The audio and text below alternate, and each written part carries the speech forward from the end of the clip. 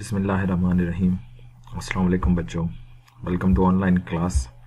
आज का जो हमारा लेक्चर है वो लेक्चर हम अब स्टार्ट करने लगे हैं चैप्टर नंबर 10। चैप्टर नंबर 8 और 9 हम बाद में डिस्कस करेंगे क्योंकि रिलेटिवली वो डिफ़िकल्ट चैप्टर हैं, तो आपके लिए शायद उसको ऑनलाइन क्लास में समझना थोड़ा सा आपके लिए डिफ़िकल्ट हो जाता। तो इसलिए हम कोशिश कर रहे हैं कि हम चैप्टर नंबर 10 से स्टार्ट करें क्योंकि रिलेटिवली ईजी चैप्टर है, तो इसको हम पहले डिस्कस कर लेते हैं एंड देन बाद में हम आएंगे अपने रिमेनिंग चैप्टर्स की तरफ इंशाल्लाह।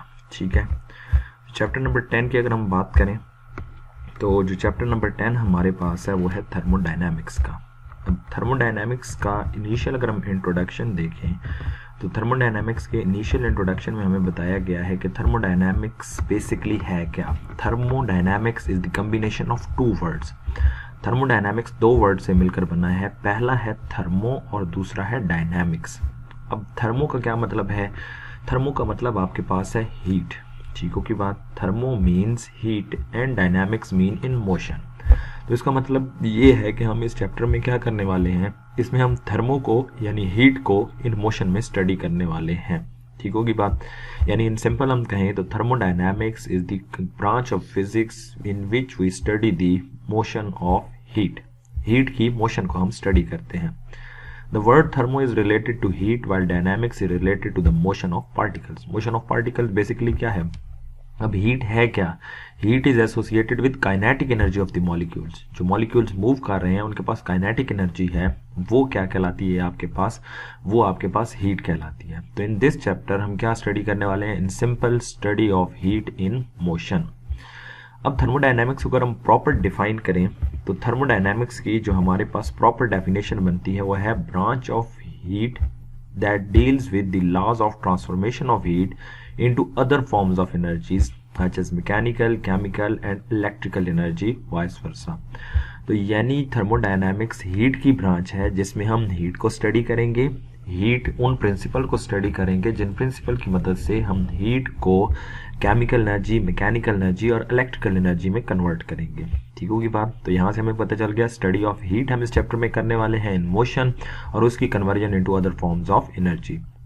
Principally it is based on law of thermodynamics. हम लॉज ऑफ थर्मोडायनामिक्स पढ़ने वाले हैं, first and second law of thermodynamics. ठीक होगी बात। अब जितने भी हमारे पास हीट इंजन वर्क कर रहे हैं, working of heat engines, refrigerators, heat pumps, जितने भी हैं वो सब जो हैं वो थर्मोडायनामिक्स के इन दो लॉज पर बेस्ड हैं, first and second law of thermodynamics. अब इन सारी कन्वर्जन्स को, हीट को स्टडी करने से पहले कुछ टर्म्स का हमने समझना जरूरी है, जिसमें सिस्टम आ जाता है, सराउंडिंग आ जाती है, बाउंड्री आ जाती है एंड स्टेट वेरिएबल्स। इनके स्पेसिफिक मीनिंग्स हैं, इनके स्पेसिफिक मतलब्स हैं, इनके स्पेसिफिक यूजेस हैं। वो क्या हैं उसको हम इस चैप्टर में इंशाल्लाह पढ़ने वाले हैं। अब हमारे जो कोर्स में टॉपिक शामिल है वो टॉपिक नंबर 10.5 से ये हमारा शामिल है, तो हम वहीं से स्टार्ट करते हैं। 10.5 टॉपिक है थर्मोडायनामिक सिस्टम। अब पॉइंट यहाँ पर ये है, थर्मोडायनामिक्स की हमने बात की तो हमने कहा थर्मो क्या है? The study of heat and it's conversion into other forms of energies. अब एक चीज़ को स्टडी करना है और उसको दूसरी चीज़ों में कन्वर्ट करना है, तो देखिए सबसे पहले हम कुछ एलिमेंट्स का पता होना ज़रूरी है, जिन एलिमेंट्स की हमें रिक्वायरमेंट होती है हीट को स्टडी करने के लिए और कन्वर्जन को टेक प्लेस करने के लिए। तो थर्मोडायनामिक सिस्टम जो है बेसिकली उन एलिमेंट्स पर मुश्तमिल होता है जो हमें हेल्प आउट करते हैं हमारी स्टडी में, हमारी कन्वर्जन में। अब यहाँ पर वो कहता है थर्मोडायनामिक सिस्टम है क्या? ये थर्मोडायनामिक सिस्टम को पहले एक्सप्लेन कर रहा है। Thermodynamic system includes anything whose thermodynamic properties are of interest. Thermodynamic system हर उस चीज़ पर मुश्तमिल है जिसमें हमारे पास हीट इन मोशन की प्रॉपर्टीज़ इन्वॉल्व होती हैं, यानी हर वो एक एलिमेंट जो हमें हीट को स्टडी में और इसकी कन्वर्जन में हेल्प आउट करता है वो हमारा थर्मोडायनामिक सिस्टम फॉर्म कर रहा होता है। दोबारा देख लेते हैं, thermodynamic system includes anything whose thermodynamic properties, जिसकी थर्मोडायनामिक प्रॉपर्टीज हमारे इंटरेस्ट हैं यानी हमारे लिए इंपॉर्टेंट हैं। अब इसके अंदर क्या चीज़ें आ सकती हैं? इसके अंदर आपके पास इट इनक्लोज्ड इन सराउंडिंग और एनवायरनमेंट, ये सराउंडिंग होती है या एनवायरनमेंट होती है। अब आपके पास क्या है? एक सराउंडिंग है, एक एनवायरनमेंट है। लाइक अगर हम बात करें, हम अपने रेफ्रिजरेटर की बात करें तो हमारे पास क्या है कि हमारी एक रेफ्रिजरेटर जहाँ पर मौजूद है उसके इर्द गिर्द एक सराउंडिंग है, एक एनवायरनमेंट है। और हमारा एक सिस्टम है, फिर वो जो रेफ्रिजरेटर के अंदर का बॉक्स है वो हमारा सिस्टम, उसके बाहर इर्द गिर्द की हमारे पास क्या है, इन्वायरमेंट है। अब वहां से हीट क्या होती है, उस रेफ्रिजरेटर का जो बॉक्स है उससे हीट एक्सचेंज होती है सराउंडिंग में। तो किस के थ्रू वो हीट एक्सचेंज होती है या किसके थ्रू वर्क डन होता है, that is through boundary. Clear की बात। तो ये मेन 3 हमारे पास चीजें हैं, सराउंडिंग, एनवायरमेंट, सिस्टम एंड हम कह सकते हैं बाउंड्री। ठीक होगी बात। सराउंडिंग एनवायरमेंट एक चीज, सिस्टम हमारे पास दूसरी चीज और तीसरी चीज क्या है, boundary. It can exchange heat with and do work on its environment through the boundary, which is the imagined wall that separate the system and environment. तो सिंपल वही चीज है। अब जैसे यहाँ पर इस सिलेंडर की अगर हम एग्जांपल दी गई है, ये एक सिलेंडर है जिसके अंदर गैस मौजूद है, तो ये सिस्टम है। ये वॉल्स जो आपके पास इस सिस्टम को आसपास के रीजन से सेपरेट कर रही हैं, यानी सराउंडिंग से सेपरेट कर रही हैं, ये हमारे पास बाउंड्री है। सिस्टम, ये वॉल्स इसकी बाउंड्रीज और ये आसपास का रीजन इसकी सराउंडिंग है। नेक्स्ट कहता है, in reality the immediate surrounding of the systems are interacting with it directly and therefore have much stronger influence on its behaviour and properties. Actually अगर हम बात करें तो असल में ये सिस्टम की जो बाउंड्री होती है वो बड़ी थिन होती है और डायरेक्टली सिस्टम और सराउंडिंग को रिलेट कर रही होती है। यहाँ पर इनको ये उससे आइसोलेट कर रही है, लेकिन वो जो बाउंड्री होती है एक्चुअल भी वो सिस्टम और सराउंडिंग को आपस में रिलेट कर रही होती है कि वो एक थिन सा रीजन होता है जो इन दोनों की हीट एक्सचेंज को और वर्क डन को एक्सप्लेन कर रहा होता है। एग्जाम्पल वहां पर लेता है कि if we studying a car engine, the burning gasoline inside the cylinder of the engine is the thermodynamic system. अब आपको पता है कि अगर कार का इंजन है तो कार के इंजन के अंदर आपके पास क्या मौजूद होगा, एक सिस्टम मौजूद है जहां पर एक सिलेंडर मौजूद है जिसके अंदर बर्निंग ऑफ द हीट हो रही होती है। ठीक होगी बात। The piston, exhaust system, radiator and air outside from the surrounding of the system. अब ये सारी चीजें क्या हैं, वो जो पिस्टन होता है ये आपके इंजन का ही पार्ट होता है। एग्जॉस्ट सिस्टम होता है जहां से वो हॉट गैसेज एक्सपेल होती हैं, लेकिन हमारी बाइक के अंदर या हमारी गाड़ी के अंदर वो सिलेंसर जिसको हम कहते हैं। रेडिएटर जो एनर्जी को रेडिएट करता है, और वो जो हवा बाहर है ये सारी हमारी सिस्टम के अंदर मौजूद होती हैं। अब हवा अगले के बाहर सिस्टम से बाहर है, वो सराउंडिंग के अंदर मौजूद है, लेकिन वो भी सिस्टम से रिलेट कर रही है। इसका मतलब यह है कि वो हीट जब वो एक बाइक के में वो जो एब्जॉर्ब होती है, वो हीट उसी एयर के थ्रू एब्जॉर्ब होती है और उसी एयर के थ्रू एक्सपेल भी कर रही होती है। तो एक थिन बाउंड्री होती है। तो बात करने का मकसद यह है कि ये इनको सेपरेटेड भी हो सकता है और ये आपस में लिंक्ड भी हो सकते हैं। The boundary then consist of the inner surface of the cylinder and piston. वो बाउंड्री क्या होती है, वो जो सिस्टम और आपके सिलेंडर और पिस्टन के दरमियान में पिस्टन होता है, लाइक जैसे ये आपके पास ये एक पिस्टन है जो वेट इसके ऊपर मौजूद होता है जिसके ऊपर वर्क डन होता है। तो सिलेंडर और पिस्टन के दरमियान में जो थिन सी बाउंड्री होती है वो अब आपके पास रीजन होता है जो दोनों को रिलेट कर रहा होता है। नेक्स्ट ए डायग्राम अगर आप देखें तो ये आपके पास सिस्टम है, ये उसकी थिन सी लाइन उसकी बाउंड्री है और ये सारा रीजन उसके इर्द गिर्द क्या है, सराउंडिंग है। अब नेक्स्ट हम बात करते हैं चंद डेफिनेशंस की। तो वो कहता है any change or series of changes in thermodynamic system is called thermodynamic process. Any change or series of changes thermodynamic system के अंदर जो भी चेंजेस प्रोड्यूस होते हैं, लाइक हीट एब्जॉर्ब हुई, लाइक हीट रिजेक्ट हुई, work done on the system हुआ, work done by the system हुआ, ये जो सारे चेंजेस जो सिस्टम के अंदर हो रहे होते हैं, सिलेंडर के अंदर हो रहे होंगे, उनको हम थर्मोडायनामिक प्रोसेस का नाम देते हैं। कुछ इंपॉर्टेंट टर्म्स को अब हम नेक्स्ट डिफाइन करते हैं, जिसमें सबसे पहली चीज है सिस्टम, द क्वांटिटी और मैटर और region of space whose behaviour is being studied. जिस रीजन को, जिस क्वांटिटी को और जिस स्पेस को आप स्टडी कर रहे हैं, जो अंडर कंसिडरेशन है, उसको हम क्या नाम देते हैं, सिस्टम का नाम देते हैं। For example gas enclosed in a cylinder, cylinder के अंदर जो गैस इनक्लोज्ड है ये हमारा क्या फॉर्म कर रही होती है, सिस्टम फॉर्म कर रही होती है। Surrounding of the system, everything other than the system in the universe is called surrounding. हर वो चीज जो सिस्टम के अलावा है, ये जो सिस्टम के अंदर मौजूद है, इसके अलावा जो भी आसपास रीजन है वो सारी चीज क्या कहलाती है, सराउंडिंग कहलाती है। तो सिस्टम एनीथिंग अंडर कंसिडरेशन, और जो चीज सिस्टम से बाहर है that is considered as surrounding. Next boundary of the system, the system is separated from the surrounding by its boundary. Obvious अभी हमने बात की कि थिन लाइन होती है जो दोनों को सेपरेट कर रही होती है, और इसी लाइन के अक्रॉस जो है वो एनर्जी और हीट भी ट्रांसफर होती है, वर्क भी ट्रांसफर होता है। In thermodynamics the exchange of energy between the system and the surrounding can take place through the boundary by the performance of work or flow of heat. Simple वही है, इसी boundary के through ये जो आपके पास ये आपको सिलेंडर नजर आ रहा है, इसी सराउंडिंग से सिस्टम के ऊपर वर्क भी हो सकता है, इसी बाउंड्री से, ये बाउंड्री है ना, ये पिस्टन जो है ये बाउंड्री है, इसी से सिस्टम के ऊपर वर्क भी हो सकता है, इसी से work done by the system भी हो सकता है। बॉटम से हम अगर हीट इसको देना शुरू कर दें तो इसी बाउंड्री के थ्रू हीट अब्सॉर्ब भी होगी और इसी बाउंड्री के थ्रू हीट रिजेक्ट भी होगी। नेक्स्ट, बाउंड्री ऑफ सिस्टम की 3 टाइप्स हैं। पहली टाइप है क्लोज सिस्टम। क्लोज सिस्टम वो होता है ऐसा सिस्टम जिसमें मास का ट्रांसफर नहीं होता, the system in which there is no transfer of mass across its boundary. Mass जो है, जो गैस सिलेंडर के अंदर मौजूद है, उसका मास ट्रांसफर नहीं होता, वो सिस्टम आपके पास क्या कहलाता है? क्लोज सिस्टम कहलाता है। एनर्जी ट्रांसफर हो सकती है, एनर्जी हीट ट्रांसफर हो सकती है, बट जो मास है वो गैस का वो वहीं पर मौजूद रहेगा। The system in which there is no transfer of mass across it boundary is called close system. In close system the transfer of heat energy can take place to the surrounding, for example hot food in pressure cooker. अब आपके पास क्या है, यहाँ पर heat transfer हो रही होती है। अब प्रेशर कुकर के अंदर एक उसने एग्जांपल दी है कि आपके पास 13.b हम डायग्राम देख रहे हैं, ये अगर आपके पास प्रेशर कुकर है, a pressure cooker is good approximation of closed system. A little steam escape through the top valve to prevent explosion. Heat transfer हो रही है, आपने इसको हीट अप कर रखा हुआ है, यहाँ से हीट ट्रांसफर हो रही है और यहाँ से आपने एक नैरो ओपनिंग होती है जहाँ से स्मॉल एयर एक्सपोज्ड होती रहती है, स्मॉल एयर एक्सपोज्ड होती रहे ताकि वहाँ पर वो हीट इकट्ठी ना होती रहे और सडनली वो एक्सप्लोड हो जाए। अब जो मैस इसके इनसाइड मौजूद है, वो मैस जो है, वो जो मेन फैक्टर हमारे पास फूड पार्टिकल्स एटसेट्रा सारी चीज़ें हैं, वो मैस इनसाइड मौजूद है, मैस नहीं ट्रांसफ़र हुआ। हाँ, एनर्जी जो हीट की फॉर्म में थोड़ी बहुत वो ट्रांसफ़र हो रही होती है। ठीक होगी बात।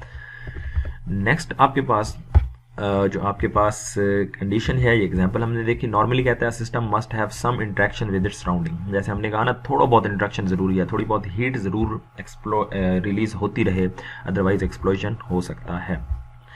Open system, the system in which there is no transfer, there is a transfer of mass across its boundary is called an open system. ऐसे सिस्टम जिसमें ट्रांसफर ऑफ मास हो, ऐसे सिस्टम को हम क्या नाम देते हैं? ओपन सिस्टम का नाम देते हैं। In open system, the transfer of heat energy can take place from the system to surrounding or vice versa. Example, boiling tea in kettle. Close system वो जिसमें मास ट्रांसफर नहीं होता, माइनर सा मास negligible amount में heat transfer हो रही थी but huge amount में वो नहीं होती। लेकिन अगर हम कैटल की एग्जांपल लें, this is a boiling kettle in an open thermodynamic system, it transfer heat and matter to its surrounding. अब देखिए ना, मैटर ट्रांसफर हो रहा है, मैटर मीन मास ट्रांसफर हो रहा है। कैसे जी? देखिए ना, इस कैटल के अंदर क्या मौजूद होगा? वाटर मौजूद है, आपके पास मिल्क मौजूद है, आपने इसको हीटअप किया, वो जो वाटर इसके अंदर मौजूद है वो वाटर किस में कन्वर्ट हो गया? स्टीम में कन्वर्ट हो गया। अब वो स्टीम यहाँ से बाहर आ रही है, तो क्या इसके अंदर जो मैस है वो रिड्यूस हो गया, इसके अंदर जो वाटर है वो रिड्यूस हो गया। तो क्लोज सिस्टम वो था जिसमें कोई मैस ट्रांसफर नहीं हो रहा, माइनर सी हीट इवॉल्व हो रही है, मजबूरी है उसको भी इवॉल्व करना, लेकिन कोई मैस ट्रांसफर यहाँ पर मेजर नहीं हुआ। लेकिन यहाँ पर जो मैस है वो स्टीम की फॉर्म में, वाटर जो है वो स्टीम की फॉर्म में यहाँ से बाहर आ रहा है, एनर्जी भी ट्रांसफर हो रही है। तो close system and open system की डिफरेंशिएशन होप सो आपको क्लियर हो चुकी होगी। क्लोज सिस्टम जिसमें मैस ट्रांसफर नहीं होता, ओपन सिस्टम जिसमें आपके पास मैस ट्रांसफर होगा। आइसोलेटेड सिस्टम, अब हम ऑलरेडी इसके बारे में पढ़ चुके हैं, जो बाहर से आइसोलेटेड हो, बाहर से उसका कोई इंटरेक्शन ना हो। The system in which there is no transfer of mass and heat energy across its boundary. ये बिल्कुल बाहर से अलग थलग है, ना तो हीट ट्रांसफर होगी ना ही मास ट्रांसफर होगा, ऐसा सिस्टम कहलाता है isolated system. The system in which there is no transfer of mass and heat energy across its boundary is called an isolated system. In an isolated system, both mass and energy cannot enter or leave the system. Isolated system में mass और energy जो है उस system को leave नहीं कर सकते across the boundary. Tea contained in a well insulating thermoflask in example of isolated system. thermoflask यानी सिंपल हम उसको थर्मोस अपनी ज़बान में कहते हैं। उसमें आपने देखा होगा कि जब उसके अंदर टी मौजूद होती है, उसके अंदर ना तो हीट एक्सचेंज होती है, वो उसका ऐसा सिस्टम हम बनाते हैं आइसोलेटेड कि ना तो हीट ट्रांसफर हो और ना ही उससे किसी किस्म का कोई मास ट्रांसफर हो। ये थी हमारे पास चंद डेफिनेशंस। थर्मोडायनेमिक सिस्टम क्या है, इसमें सिस्टम, सराउंडिंग क्या है, बाउंड्री क्या है, इन सारी डेफिनेशंस को बच्चों आपने याद रखना है। ठीक होगी बात। फॉर योर इन्फॉर्मेशन में वो कहता है an empty polythene bag burns और melt on a flame of stove. एक आपके पास शॉपर है, जब पॉलीथीन बैग है उसको आप हीट के ऊपर डायरेक्टली स्टोव के ऊपर लगते हैं तो आपने देखा होगा वो जल जाता है। लेकिन अगर उसी के अंदर आप चाय डाल के, मतलब चाय, दूध वगैरह एटसेट्रा डाल के अगर हम उसको स्टोव के ऊपर हीट अप करें तो वो पॉलीथीन बैग आपको चाय बना के दे सकता है। ऐसा क्यों होता है ये सोच के आप लोग इसके बारे में मुझे बताएंगे। ठीक है। A naked dot on a white porcelain dish appears dark. When the dish is raised to a very large temperature, the dot appears brighter than the surrounding. Why? इसका आंसर वो कहता है कि अगर एक डिश के ऊपर ना, वाइट डिश के ऊपर आप इंक डॉट को प्लेस कर दें तो वो डार्क नज़र आता है, और लेकिन अगर आप उसी को हीट अप करना शुरू कर दें तो वो ब्राइटर होना शुरू हो जाता है। इसकी रीज़न क्या है? बेसिकली क्या है कि वो जो आपका इंक का ब्लैक डॉट है वो एक ब्लैक बॉडी के तौर पे एक्ट कर रहा होता है। ये सेकंड ईयर का कंसेप्ट है। जनरली यहाँ पर मैं आपको बता देता हूँ। आपको पता है black is a good absorber. जब ब्लैक डॉट पड़ा हुआ है डिश के ऊपर, वहाँ पर वो एक ब्लैक बॉडी बन गया। यानी ब्लैक बॉडी का मतलब है उसके ऊपर जो रेडिएशन इंसिडेंट होंगी वो इन रेडिएशंस को क्या करेगा, एब्जॉर्ब कर लेगा। जब आप उस डिश को हीट अप करना शुरू कर देंगे, वो जो रेडिएशन उसने एब्जॉर्ब की थी वो हीट वो एक्सपेल करना शुरू कर देगा। जब वो हीट एक्सपेल करेगा तो हीट एक्सपेल होने की वजह से, रेडिएशन इमिट होने की वजह से उसका कलर जो है वो आपको डार्क, वो आपको ब्राइटर नजर आना शुरू होगा, क्योंकि वो अब जो है वो रेडिएशंस इमिट कर रहा है with in the visible range, like blue etcetera, red etcetera. उस रेंज में वो आपको अब जो है वो लाइट इमिट कर रहा होगा। नेक्स्ट जो आपके पास है वाई डज, अच्छा उससे पहले एक और पॉइंट हमारे पास है, thermodynamic state and thermodynamic state variable. अब थर्मोडायनेमिक स्टेट क्या है? स्टेट का मतलब होता है condition. Thermodynamic state represent the condition of the system and state variables, variables वो हैं, वो चीज़ें जो चेंज होंगी और सिस्टम की हालत के बारे में बताती हैं। The particle condition when the system has specified value of pressure, volume and temperature etcetera is called state of the system. अब ये जो चार हैं, प्रेशर, वॉल्यूम, टेम्परेचर एटसेट्रा, ये तीन यहाँ पर हैं, प्रेशर, वॉल्यूम, टेम्परेचर। इसके अलावा एक इंटरनल एनर्जी भी होता है। ये चार जो होते हैं ये सिस्टम की हालत के बारे में बताते हैं। तो सिस्टम की अगर कंडीशन आपने पता करनी हो, यानी आपको पता करना है थर्मोडायनामिक स्टेट, हालत, तो आप क्या करेंगे, आप उसके टेम्परेचर को, वॉल्यूम को, प्रेशर को, मेनली इन तीन चीज़ों को देखेंगे तो ये सिस्टम की स्टेट के बारे में बताते हैं। और ये खुद क्या कहलाते हैं? स्टेट वेरिएबल्स कहलाते हैं। The variable or functions which determine the physical state of the system are called state variables and the function state of the system. अब ये वेरिएबल जो गैस की कंडीशन के बारे में बता रहे होते हैं, सिस्टम की कंडीशन के बारे में बता रहे होते हैं, उनको हम क्या नाम देते हैं? स्टेट वेरिएबल्स और फंक्शन ऑफ द सिस्टम। दो डेफिनेशन यहाँ पर हमने देखी। If the system is homogeneous, homogeneous मतलब कि उसकी सेम कंपोजिशन है हर जगह पे ऊपर, then it is usually enough to specify only 3 parameters, namely volume, pressure and temperature. जैसे मैंने आपको बताया कि ये चार, और अक्सर जगहों पे हम इसको 5 भी कहते हैं। एक और कंसेप्ट एंट्रोपी का है वो भी। लेकिन यहाँ पर वो कहता है अगर ये सिस्टम होमोजीनियस है, हर जगह यूनिफॉर्मली डिस्ट्रीब्यूटेड है, तो फिर ये 3 इनफ होंगे सिस्टम को एक्सप्लेन करने के लिए। और मैथमेटिकल एक्सप्रेशन जो इन तीनों को रिलेट कर रहा होता है उसको हम कहते हैं state of the system, equation of state of system. The exact relation between these parameters is not known for solid, liquids and non-homogeneous substances. Homogeneous substances के लिए जो इक्वेशन है वो system equation of state of system कहलाती है, लेकिन non homogeneous के ऊपर ये इक्वेशन वैलिड नहीं है। अच्छी तरीके से आप इससे फेमिलियर हैं कि रिलेशन होता है PV is equal to nRT। ये आइडियल गैस इक्वेशन भी कहलाती है, where P is pressure, V is volume, N number of moles, R general gas constant and T हमारे पास क्या है? टेम्परेचर है। ठीक होगी बात। PVT are the state variables. Other example of the state variables are internal energy and entropy, जो कि system को यहाँ पर एक्सप्लेन नहीं कर सक रहे। यहाँ पर होमोजेनियस सिस्टम है तो यही 3 रिलेट करके सिस्टम को आपको एक्सप्लेन कर देंगे। यहाँ तक का पॉइंट क्लियर हो गया उम्मीद है। उसके बाद नेक्स्ट आपके पास पॉइंट टू पॉन्डर है। Why does heel crack in winter? What effect does the application of lubricants have on the heels? जो आपकी हील्स होती हैं, पाँव की एड़ी जो होती है, वो जो आपके सर्दियों में उसमें क्रैक्स डेवलप होना शुरू हो जाते हैं और हमें कहा जाता है उसके ऊपर लुब्रिकेंट्स अप्लाई करें। ऐसा हम क्यों करते हैं? आप इससे शायद अच्छे से फेमिलियर होंगे मुझसे ज़्यादा, तो आप लोग मुझे इसके बारे में बताएंगे कि ऐसा क्यों होता है। ठीक होगी बात। ये बेसिकली जो आज हमने पढ़ा ये सारी डेफिनेशंस हैं। इन डेफिनेशंस को, इन कंडीशंस को आपने याद रखना है। जो जो पॉइंट टू पॉइंटर मैंने आपको कहे हैं बताने के लिए मुझे आप बताएंगे। कोई क्वेश्चन होगा तो फिर मैं आपको मज़ीद इनको क्लियर कर दूँगा। ठीक है, ओके बच्चों, यहाँ तक आज का लेक्चर हम वाइंड अप करते हैं जी। अल्लाह हाफिज़।